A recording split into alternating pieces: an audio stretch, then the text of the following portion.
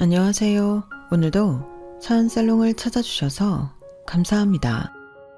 40대 초반 의료사업을 하고 있는 여자입니다. 어릴 때부터 꿈은 의료사업을 하는 것이었는데요. 이 길을 걷기 위해서 정말 쉼없이 달려왔어요.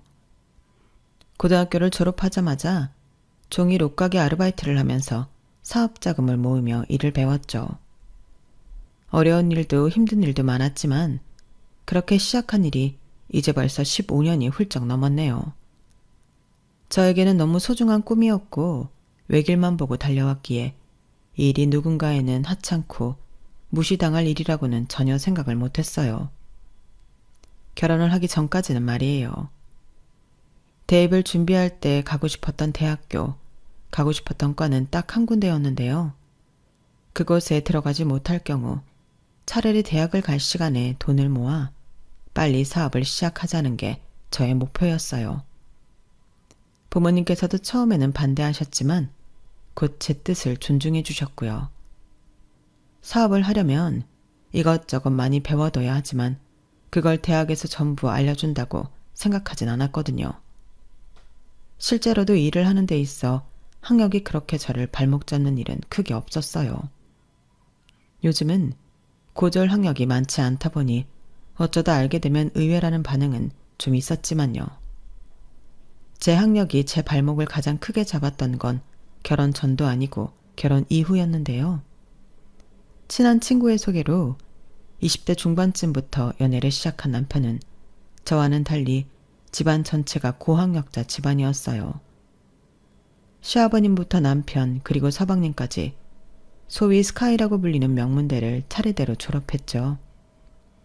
제가 바라고 추구하던 이상형과는 전혀 다른 쪽이긴 하지만 그건 그것대로 멋있게 보이긴 하더라고요. 우리나라 사회에서 가장 존중받고 우러러보는 대학교, 그리고 그런 직업을 가진다는 건 절대 쉬운 일이 아니잖아요. 멋있고 존경받을 일이라고 생각은 했지만 저 또한 제가 원하는 길을 향해 걷고 있기에 급 차이가 많이 난다거나 감히 오르지도 못할 나무라거나 그런 쪽으로 생각해 본 적은 없었어요. 실제로 남편도 저를 그렇게 대해줬고요. 아니, 오히려 꿈을 향해 달려가는 저를 응원하고 부러워했죠. 나는 어릴 때부터 부모님이 하라는 대로 공부하고 가라는 대로 대학에 가고 좋다는 곳에 취직을 해서 당신이 참 부러워. 나도 내가 뭘 좋아하는지 깨닫고 노력해볼 시간이 있었다면 좋았을 텐데 당신을 보고 있으면 하고 싶은 일이 있다는 건 참 멋지고 좋은 일인 것 같아. 그렇게 가정 환경부터 학력, 직업까지 너무나도 다른 저희 두 사람이었지만 서로를 이해하고 존중하며 사랑을 키워나갔어요. 3년간의 연애 끝에 남편의 청혼을 받아 결혼을 결심했고 아직 사업이 안정화되진 않았지만 이런 사람이라면 평생 반려자로 두어도 좋겠다 싶었죠. 처음 인사를 드리러 갔을 땐 제가 이런 결혼 생활을 하게 될 거라고는 상상도 못했어요. 시아버님은 일찍 돌아가셨고 시어머님과 시동생에게만 인사를 했거든요. 어머님은 절 따뜻하게 맞이해 주셨고 당시 시동생은 의대를 다니고 있었어요. 의류사업을 한다면서 사업이 말이 쉽지 보통 일이 아닐 텐데 젊은 애가 고생이 많겠다. 마음대로 안 될 때도 많지만 워낙 어릴 때부터 하고 싶어 했던 일이라 괜찮아요. 일이 재미있어서 버틸만 한 것 같아요. 애가 아주 야무지고 강단 있어 보여서 좋은 애. 이런 여자랑 결혼하면 우리 윤석이처럼 마음 어린 애는 꽉 잡고 잘 살아줄 수 있을 것 같은데 나는 네가 참 마음에 든다. 우리 아들이랑 잘 살아주렴. 좋게 말씀해 주셔서 감사합니다, 어머님. 어머님은 다정다감한 분이었고 시동생은 무뚝뚝하고 말수가 적은 편이긴 했지만 딱히 불편하진 않았어요. 결혼하고 1년 정도는 정말 무난하게 보냈던 것 같아요. 그런데 결혼 2년 차쯤 도련님이 선을 보고는 결혼할 여자를 소개시켜주겠다고 해 온 식구가 모이는 자리였죠. 저보다 6살 많은 연상이고 상과 의사예요. 안녕하세요. 처음 뵙겠습니다. 시동생과 나이 차가 꽤 있는 탓에 저보다도 연상이더군요. 뭔가 막연히 동서가 들어온다면 저보다 어릴 거라 생각했어서 처음엔 조금 당황했어요. 그래도 요즘 같은 세상에 나이 따위가 뭐가 대수냐 싶긴 하더군요. 형님 동서 같은 호칭은 격식으로만 갖추고 편하게 지냈으면 하는 게 저의 마음이었죠. 처음에는 동서도 제게 꽤 호의적이었던 것 같아요. 제 학력을 밝히기 전까지만 해도 말이죠. 형님은 무슨 일 하세요? 전 의류 사업을 하고 있어요. 마침 제가 이번에 새로 인부복 라인을 만들려고 준비 중이거든요. 산부인과 의사시니 몇 가지 여쭤볼 수도 있겠어요. 어머, 그럼요. 궁금한 게 있으시면 얼마든지요. 어려 보이셨는데 사업하시는구나. 집안에서 많이 밀어주셨나 봐요. 아, 그런 케이스는 전혀 아니고요. 어릴 때부터 의류 사업을 하는 게 꿈이라서 고등학교 졸업하자마자 아르바이트 하면서 자금도 모으고 현장 경험도 많이 쌓았어요. 그래서 남들보다 좀 어린 나이에 여기까지 올 수 있었던 것 같아요. 어머, 학업 병행하면서 아르바이트까지 해가며 사업 자금 모으는 게 쉬운 일이 아니었을 텐데. 너무 대단하신데요. 아, 대학은 안 다녔어요. 가고 싶었던 학교가 있기는 했는데 합격을 못했거든요. 재수까지 지원해줄 형편은 아니었어서. 한 번에 합격 못할 바엔 부모님 고생 조금이라도 덜 시키는 게 나을 것 같아서 바로 일을 시작했어요. 네? 정말요? 그럼 고졸이에요? 말로만 듣던? 누나, 무슨 말을 그렇게 해? 왜? 신기해서 그런데. 순간 분위기가 얼음물을 끼얹은 듯 싸늘해졌어요. 초면부터 다소 무례한 발언에 도련님이 당황해서 막으려고 했지만 눈 하나 깜짝 안 하더라고요. 보다 못한 제가 나섰어요. 아, 하긴 동서 주위에는 대부분 고학력자일 테니 처음 볼 수 있겠네요. 죄송해요, 형수님. 괜찮아요. 저도 산부인과 의사는 처음 만나서 신기해요. 그렇게 어영부영 수습을 하고 나서도 마음은 계속 찜찜하더라고요. 남편도 영 마음에 안 들어 했고요. 나이도 나름 먹을 만큼 먹은 사람이 예의가 없네. 나도 나랑 비슷한 사람만 만나면서 사니까 동서 같은 사람 만날 일이 잘 없어. 동서도 마찬가지였겠지. 요즘은 또 대학 안 나온 사람이 많은 건 아니잖아. 사실 당신이나 어머님이 편견 없었던 거지. 난 익숙해. 그래도 할 말 안 할 말 가려가면서 해야지. 사회생활 안 하는 사람도 아니고. 들었을 때 기분 나쁠지 아닌지는 구별하는 게 정상이잖아. 그렇긴 하지. 뭐 어쩌겠어. 오늘 도련님도 당황하시고 지적도 제대로 당했으니 앞으로는 안 그러겠지. 그럼 다행이지만 난 불안하다. 사람 고쳐 쓰는 거 아니라잖아. 내 동생은 뭐 저런 사람이랑 살겠다고 데리고 와서는. 에휴, 좋은 점이 있으니 좋아하게 됐겠지. 너무 나쁘게만 생각하지 말자. 오래 보면 또 다른 면이 보일 수 있잖아. 그래도 그날은 처음 만난 자리였고 아직 동서에 대해 잘 모르기도 하니 저도 내심 동서를 괜찮은 사람일 거라고 믿고 싶었던 모양이에요. 워낙 엘리트 코스만 밟아온 사람이니 너무 낯설어서 그랬을 거라고 최대한 좋게 생각하려고 노력했죠. 하지만 그건 시작에 불과했어요. 결혼 전엔 딱히 마주칠 일이 없으니 몰랐지만 결혼을 하고 나니 본격적으로 시작이 되더군요. 동서는 저학력자들을 혐오한다고 표현해도 이상하지 않을 만큼 학력에 집착하면서 어떻게든 저를 한 번이라도 더 무시하려고 노력하는 것 같더라고요. 가족들 앞에서 그랬다가 주의를 받은 기억이 있어서 그런지는 몰라도 그 후로는 대놓고 그런다기보다 둘만 있는 타이밍에 은근하고 교묘하게 저를 기분 나쁘게 했어요. 무슨 말만 하면 고졸이라서 힘들었겠다, 무시받지 않냐? 입만 열면 고졸고졸 하는데 정말 진절머리가 나더군요. 매번 고졸로만 갈구는 것도 슬슬 지겨운지 서너 번 못 들은 척 무시하니 무시하는 방법도 가지가지로 늘려오더군요. 한 번은 어머님 생신이셔서 어느 식당을 예약할까 하다가 문득 어머님이 지나치듯 했던 말씀이 떠올랐어요. 나는 평생을 이 집에서 남편이랑 아이들 밥 손수지어 먹이느라고 누가 해준 밥을 먹어본 적이 별로 없어. 마지막으로 누가 차려준 상을 먹어본 게 언제인지 기억도 잘 안 나는구나. 딱히 며느리들한테 상 차려달라고 한 말씀은 아니었고 살아온 이야기를 하시면서 지나가듯 하신 말씀이었지만 이상하게 그 말씀이 가슴에 콕 와닿더라고요. 평소에는 저도 사업 때문에 일에 치이고 체력적으로도 힘들어 상을 차려드릴 기회가 없었지만 그때는 마침 바쁜 일정을 끝내놓고 조금 여유가 생겼을 시기와 겹쳤어요. 이때가 아니면 언제 또 어머님 생신상을 챙겨보겠나 싶어서 제가 직접 나섰죠. 동서야 워낙 병원 일로 지치고 힘들 테니 도와달라거나 같이 하자는 말은 입 밖으로도 안 꺼냈어요. 차리는 김에 식구들 다 같이 먹을 상을 차린다는 생각으로 요리를 준비하기로 했어요. 메뉴를 몇 가지 정해서 한참 장을 보고 있는데 동서한테 전화가 오더라고요. 아니 형님, 생신상을 차리신다고요? 아, 네.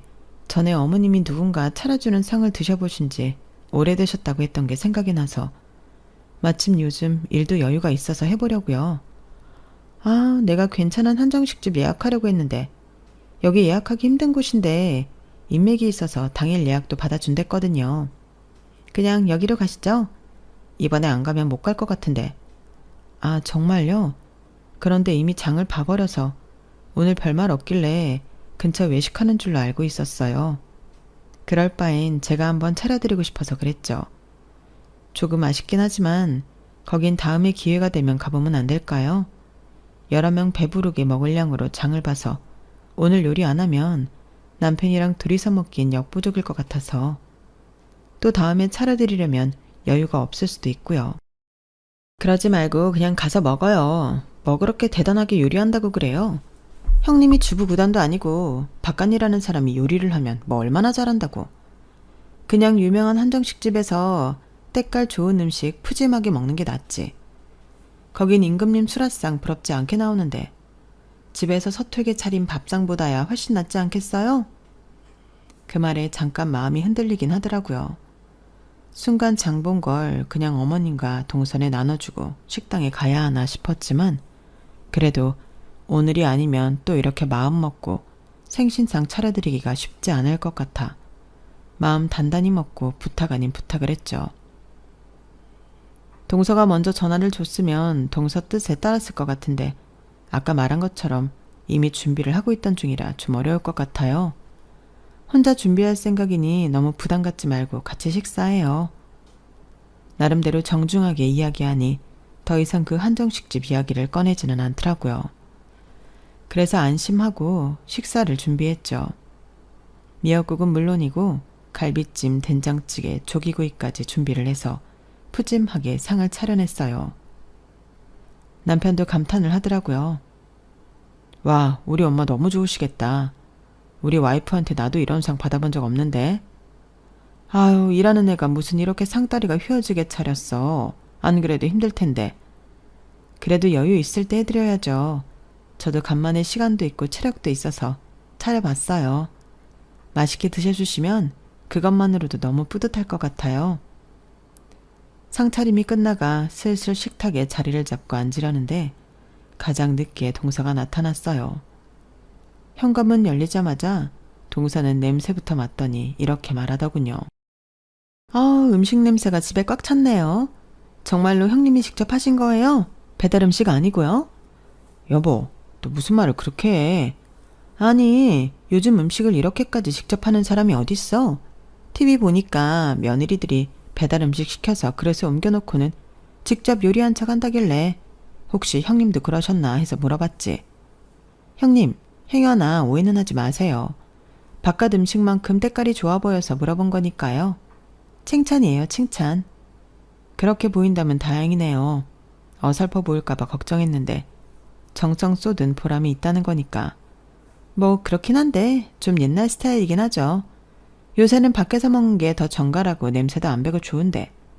제가 어머님 위해서 요즘 엄청 핫한 한정식 레스토랑 예약해두려고 했거든요. 그런데 형님이 굳이 직접 하시겠다고 우겨서 그 아까운 기회를 날려버렸지 뭐예요.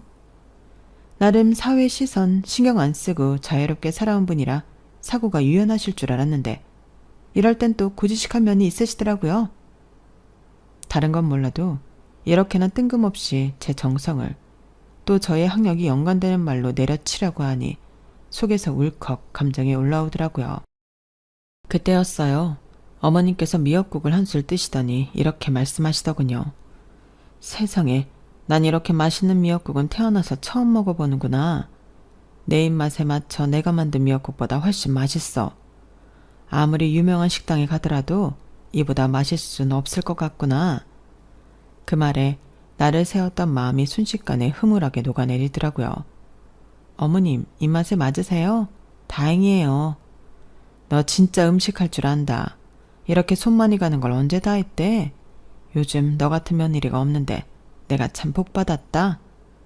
그 말에 동서가 머쓱하게 웃으면서 그러더군요. 어머님, 그래도 다음엔 제가 코스를 준비해 볼게요. 정성도 좋지만 먹고 나서 이걸 또 언제 다 치우겠어요? 괜히 여럿고생이죠. 요즘은 분위기도 중요하잖아요. 고급스러운 데서 분위기도 챙기고 예쁘게 차려입고 가족들끼리 기념사진도 찍으면 좋잖아요. 내 생일인데 누가 뭐 예쁘게 꾸며주길 바라겠니?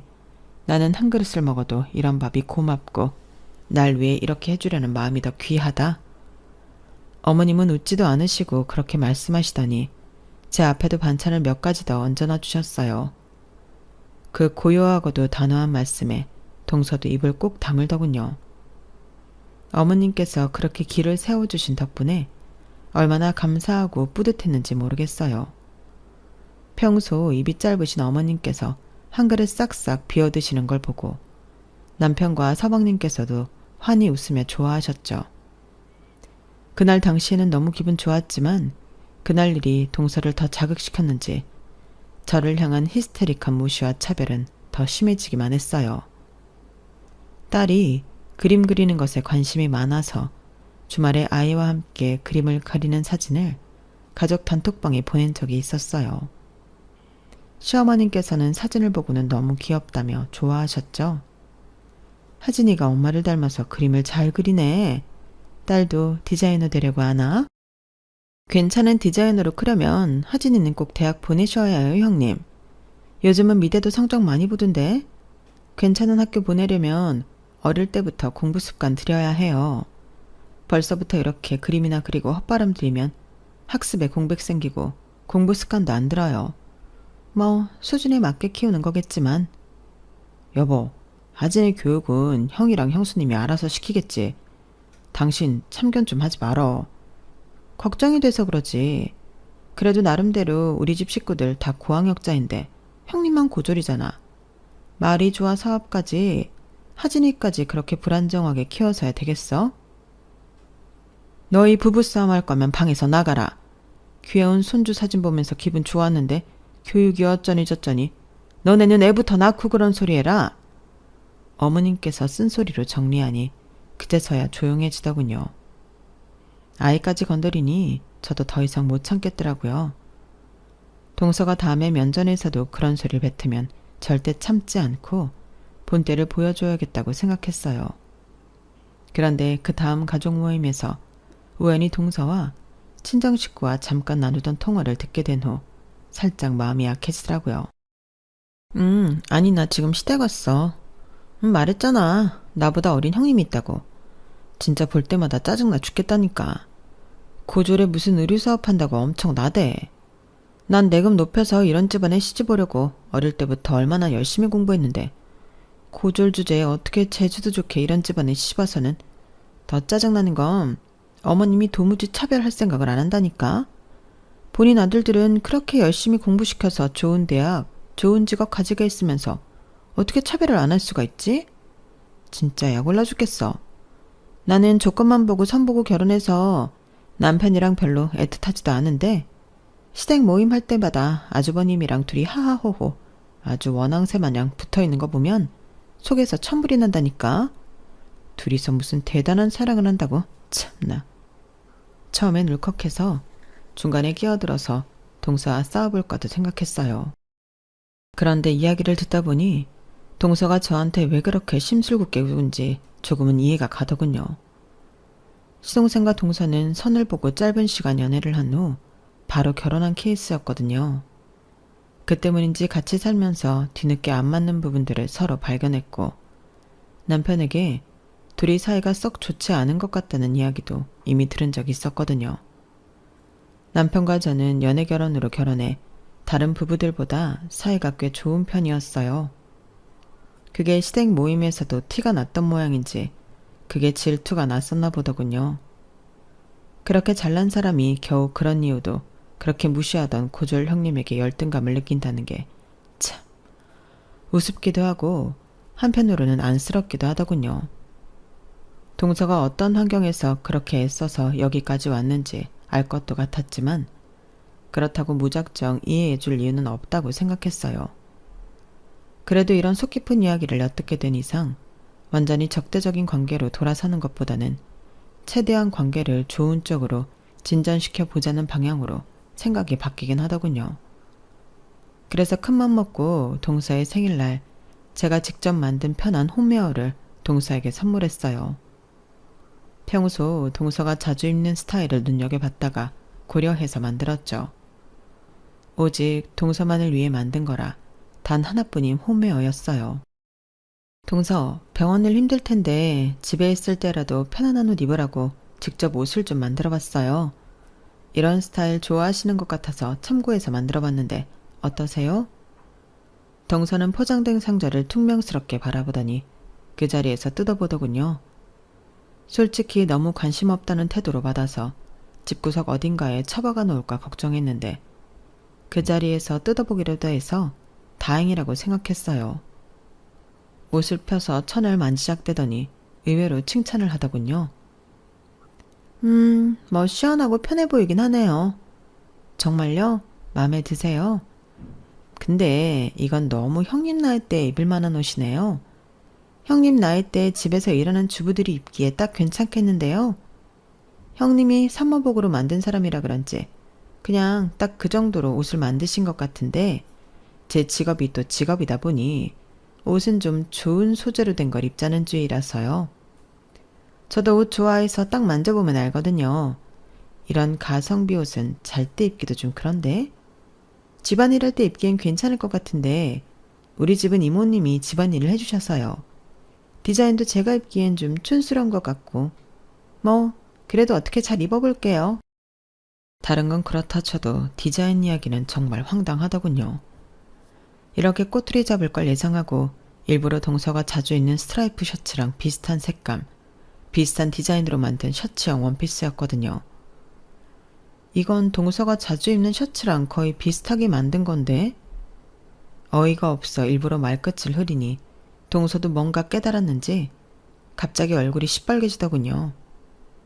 아니 그 옷은 그냥 내가 대충 입을 때 입는 옷이거든요. 시댁 오면 집안일 해야 할 수도 있으니까. 그래서 집안일 할 때나 입겠다 한 거예요. 성희는 고마워요. 와다다 말을 쏟아내는 걸 보니 꽤나 당황한 것 같더라고요. 기껏 본인 생각해서 열심히 만들어줬는데 저런 소리나 하니 저도 인간이다 보니 기가 막히고 화가 나더군요.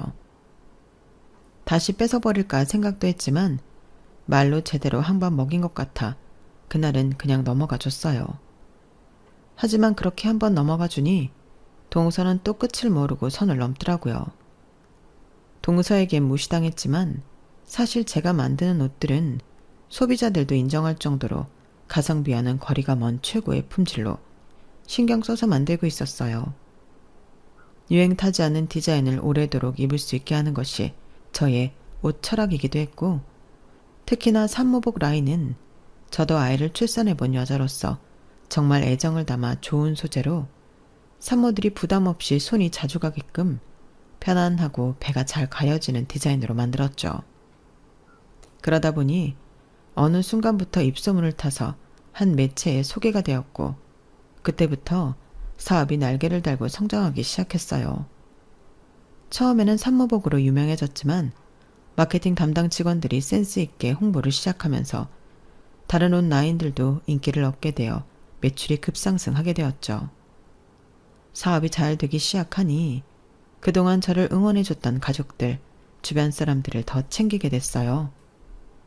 무슨 일이든 항상 무모하게 뛰어드는 저를 늘 잘 될 거라고 믿고 곁에서 묵묵하게 응원해줬던 게 너무 감사하다는 생각이 들었거든요. 그렇게 시댁에도 제 사업이 번창하고 있다는 소식이 전해지게 되었어요. 세상에 역시 일을 좋아하는 마음으로 열정을 가지고 한 우물만 파니 빛을 보는 날이 오는구나. 나도 네가 가져다주는 옷들 정말 잘 입고 있었다. 예쁜데 편하기까지 하니 잘 안 될 리가 없지. 너무 축하해. 어머님께서도 정말 자식 일인 것처럼 기뻐해 주셔서 몸둘 바를 모르겠더군요. 엄마, 내가 말했잖아요. 우리 와이프 진짜 대단하다고. 나는 이 사람 이렇게 잘 될 줄 알았다니까? 내가 다른 건 몰라도 사람 보는 눈 하나는 기가 막히지. 그래, 너 잘났다. 너 와이프한테 잘해. 이렇게 대단한 와이프 눈 밖에 나서 집에서 쫓겨나지 않도록.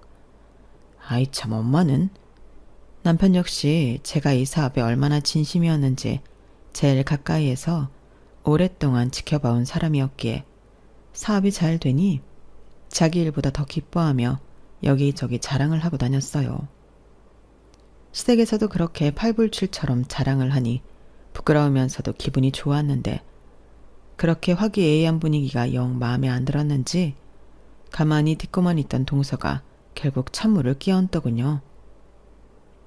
근데 뭐 지금 당장 잘 되는 건 너무 축하할 일이긴 하지만 좀 긴장하셔야 할 때인 거 아닌가? 사업이라는 게 원래 잘 될 때도 있고 안 될 때도 있고 이렇게 상승세면 바로 다음에 하락세가 기다리고 있을지도 모르는 일인데 사업이 안정적인 직업도 아닌데 너무 이렇게 마음 놓고 다 끝난 것처럼 마냥 기뻐할 일은 아닌 것 같아요. 앞으로가 중요한 거 아닌가? 여보, 당신은 무슨 이 상황에 그런 얘기를 해. 형수님, 신경 쓰지 마세요. 너무 축하드립니다. 이 사람도 축하하는데 좀 혼자 진지한 면이 있어서 그런 거예요. 왜? 내가 못할 말한 것도 아니고. 다들 너무 들떠 계시니까 그러면 안 될 것 같아서 말씀드리는 거예요. 요즘 SNS에 반짝 입소문 타서 잘 됐다가 소리 소문 없이 사라지는 의류 매장이 얼마나 많은데 다 한때 흐름 잘 타서 감성팔이로 운영하다가 잘 되면 벼락부자 되는 줄 알고 날강도처럼 운영하다가 망해버린다고요. 그러니까 괜히 가격 올리지 말고 지금처럼 딱 가성비, 감성팔이용 컨셉 잘 유지해서 초심 잃지 말고 장사하세요. 장사꾼들이 꼭 잘 되면 가격 올려고 팔릴 줄 알고 고급하니 뭐니 하려다 망하더라고. 동서, 걱정 마세요. 내 장사는 내가 알아서 잘할 테니까. 그리고 동서가 뭔가 우리 컨셉을 잘 모르나 본데 그렇게 가성비 감성팔이용 컨셉도 아니거든요. 충고를 하려면 뭘 알고 했으면 좋겠네요.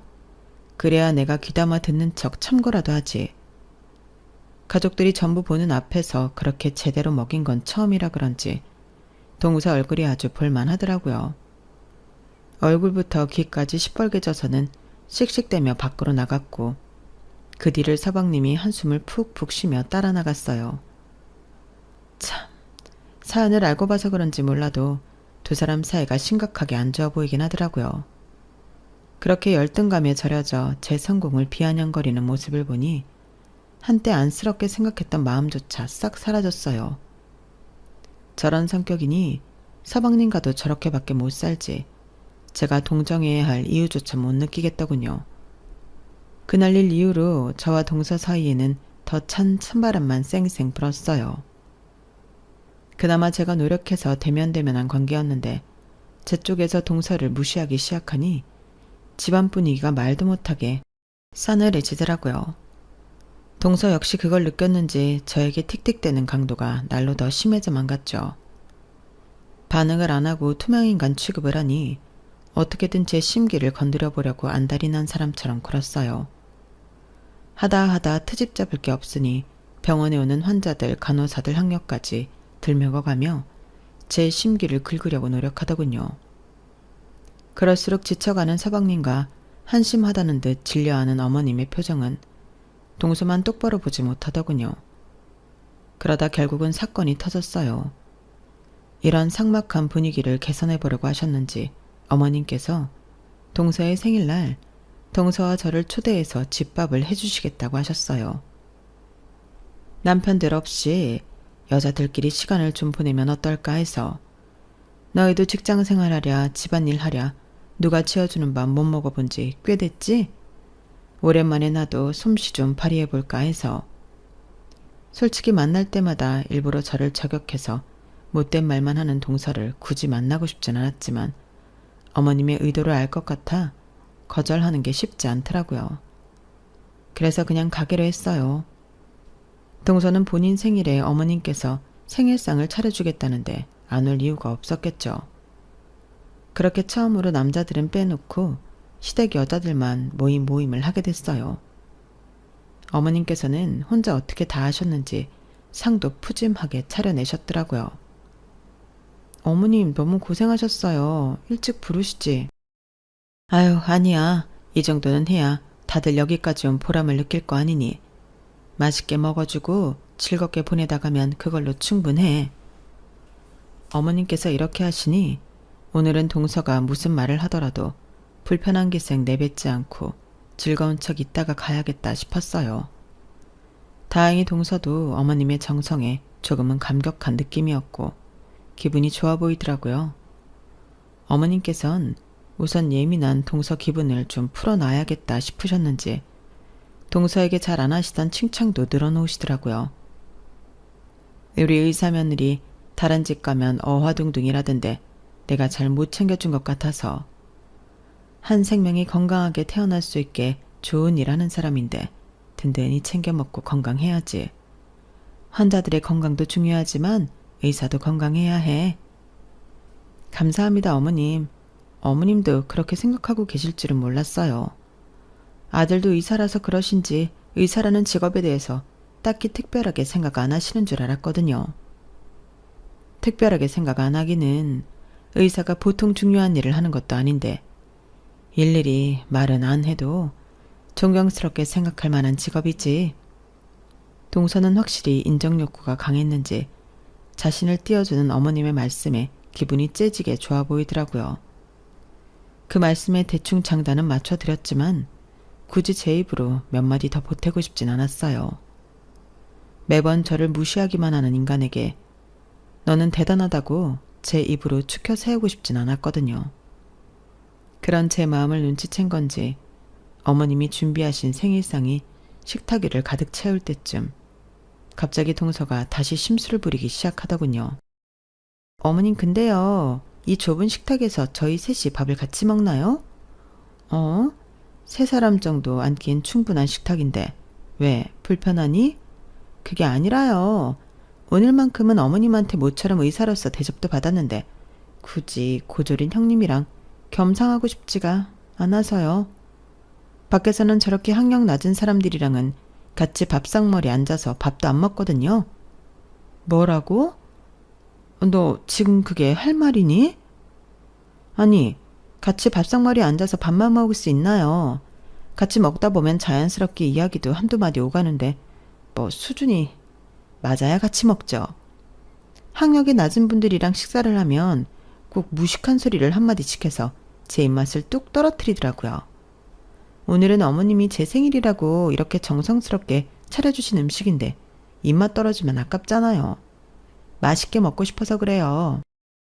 아, 저 인간 또 시작이네 싶어 저도 모르게 표정이 굳었는데 순간 어머님 표정을 보니 어머님 표정이 더 싸늘하게 굳어있어 흠칫 놀랐어요. 예, 그러는 넌 대체 나랑은 어떻게 겸상을 하니? 네? 어머님이 왜요? 어머님은 괜찮죠? 저랑 수준이 맞으시잖아요. 너랑 내가 수준이 맞을 리가 있겠니? 너는 대단하신 명문대 나온 대단하신 의사고 나는 고등학교도 졸업 못한 중졸 가정부인데? 네? 어머님, 그게 무슨 말씀이세요? 너는 이 집에 남편이랑 시아버지 직업만 보고 들어오니 몰랐겠지만 이 집에 너 같은 고학력자만 있는 건 아니란다. 너는 너희 집에서 다 지원해주고 네 꿈을 위해서 노력해서 의사가 될 수 있었겠지만 아닌 사람도 있는 거야. 그런데 너랑 환경과 꿈이 좀 달랐다고 해서 사람을 그렇게 무시해도 되는 거니? 겸상했을 때 너만 입맛 떨어지는 거 아니야. 너랑 같이 밥 먹을 때마다 네가 그딴 소리 할 때마다 내 입맛도 뚝뚝 떨어져. 알고는 있니? 어머님, 잠시만요. 저는 전혀 몰랐어요. 어머님이 중졸이신지요? 왜? 몰랐으면 이 집안에 시집도 안 왔을 거니? 내가 시집살이 할 때 시부모님이 꼭 너 같았어. 사람들이 제 위치에서 제각각 열심히 살아내고 노력하고 있는데 그런 노력과 진심 같은 건 하나도 몰라주고 오직 학력 얘기만 꺼내면서 못 배워서 그렇다, 수준 떨어진다, 같은 소리만 하면서 사람 마음 짓밟는 거. 하도 그런 짓을 밥 먹듯이 해대니 몰랐겠지만 그거 엄청 악질이야. 내 작은 아들이 어쩌다 이런 여자를 만났는지 내가 매번 불쌍해서 가슴이 미어지다가도 우리 가족이니 받아들이자. 잘해주다 보면 그 삐뚤어진 마음도 나아지겠지 해서 노력했는데 너는 더 이상은 안 되겠다. 너는 어떻게든 너보다 어린 네 형님 짓밟고 싶었겠지만 네가 짓밟은 건 한 사람만이 아니야. 네가 그동안 한 말들 내가 다 담아두고 있었다. 어머님은 갑자기 벌떡 일어나시더니 안방으로 가 핸드폰을 가져오셨어요. 그리고 녹음하신 내용들을 트셨죠.